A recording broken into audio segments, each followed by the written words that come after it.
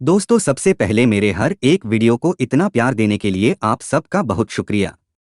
दोस्तों, आप हमारे वीडियो को ऐसे ही प्यार देते रहिए और हम आपके लिए ऐसे ही यूज़फुल और नॉलेजेबल वीडियो लाते रहेंगे।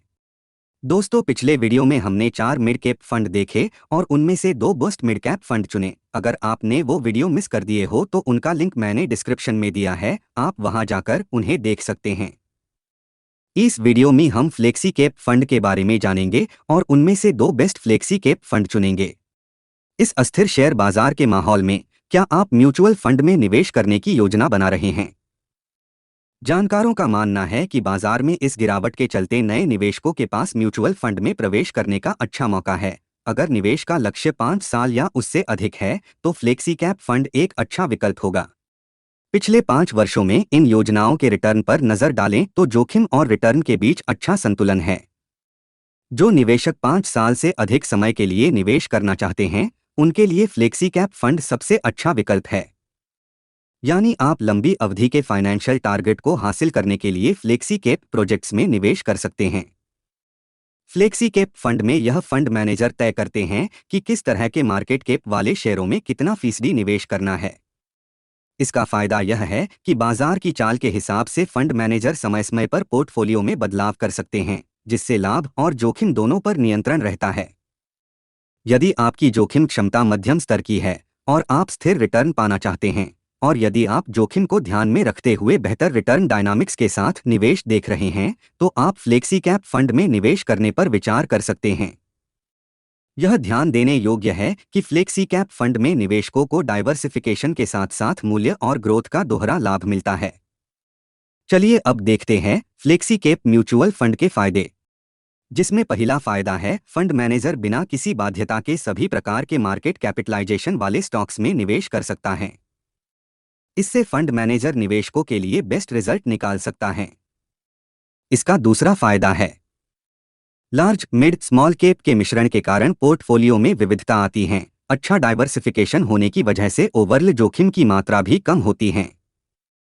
इक्विटी में इन्वेस्ट करने के कारण फ्लेक्सी कैप फंड में रिस्क की मात्रा ज्यादा रहती है। फ्लेक्सी कैप म्यूचुअल फंड्स में स्मॉल कैप की अपेक्षा में कम और लार्ज कैप की तुलना में ज्यादा रिस्क होती है, लेकिन इस हाई रिस्क को लंबे समय तक निवेशित रहकर काफी हद तक कम किया जा सकता है।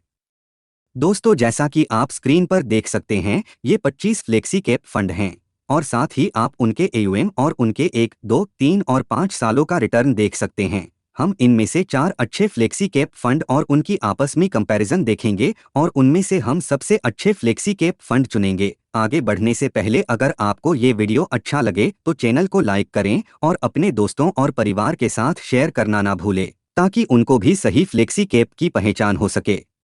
हमने जो 4 फ्लेक्सी कैप फंड चुने हैं वो है Parag Parikh flexi cap fund, PGIM India flexi cap fund, UTI flexi cap fund और Canara Robeco flexi cap fund. तो चलिए चारों फंड्स की डिटेल एनालिसिस करते हैं और इनमें से बेस्ट फ्लेक्सी कैप फंड चुनते हैं। सबसे पहले रेटिंग की बात करें तो पराग पारिख, पीजीआईएम और यूटीआई की रेटिंग 5 स्टार है और केनरा रोबीको की रेटिंग 4 स्टार है। फंड एज की बात करें तो पराग पारिख 8 साल पुराना फंड है, पीजीआईएम 6 साल और यूटीआई और केनरा रोबीको 9 साल पुराने फंड है। तो चलिए फंड साइज देख लेते हैं। तो पराग पारिख का फंड साइज है 19,933 करोड़, पीजीआईएम का फंड साइज है 3,302 करोड़, यूटीआई का फंड साइज है 25,541 करोड़ और केनरा रोबीको का फंड साइज है 6,598 करोड़। अगर 3 सालों के रिटर्न की बात करें तो पराग पारिख का 3 सालों का रिटर्न है 31.26%, पीजीआईएम का 33.57%, यूटीआई का 27.85% और केनरा रोबीको का 3 सालों का रिटर्न है 25.37%।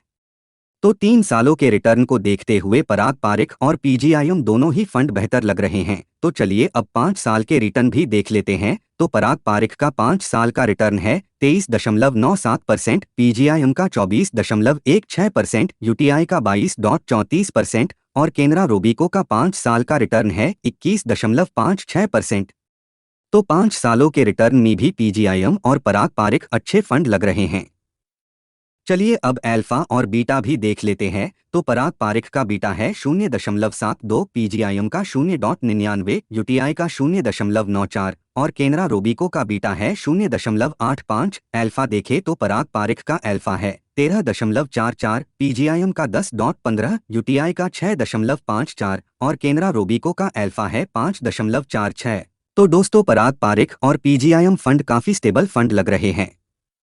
तो चलिए अब टॉप होल्डिंग्स देखें। तो पराग पारिख में आपको इंटरनेशनल कंपनीज में इन्वेस्ट करने का मौका मिल सकता है, जैसे कि पराग पारिख की टॉप 5 होल्डिंग है Bajaj holdings and investment limited, Alphabet, ITC limited, Microsoft corporation और अमेजॉन।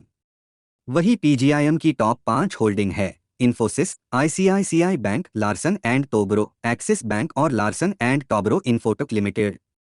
यूटीआई की टॉप होल्डिंग में Larsen and Toubro Infotech limited, Bajaj finance, HDFC bank, Infosys limited और कोटक महिंद्रा बैंक शामिल है। और वही केनरा रोबीको की टॉप 5 होल्डिंग है Infosys, ICICI bank, HDFC bank, Reliance industries limited और लार्सन एंड टोब्रो लिमिटेड।